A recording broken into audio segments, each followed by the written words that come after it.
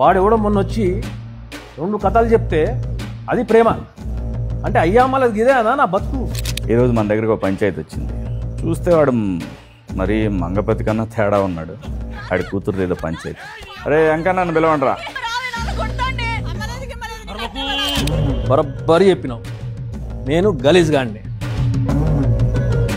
కానీ నీ తమ్ముని కూతురు వాని ఎవరితోనో ఒక రూమ్లా 30 నిమిషాలు ఉంటే 6 నెలలు వాడిని కోటు జుట్టు తిప్పించి పిచ్చి కుక్కని తిప్పినట్టు తిప్పినావు చూడన్నా.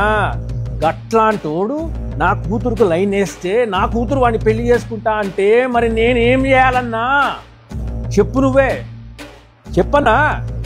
చిన్నప్పుడు ఇంట్లో టీవీ లేదని పక్కింటికి పోయి తొంగి తొంగి టీవీ చూస్తూ ఉంటే నా బిడ్డ గట్ల గలీజ్గా చూడొద్దు అని చెప్పి లోన్ తీసుకుని మరి కలర్ టీవీ కొన్నా అన్న.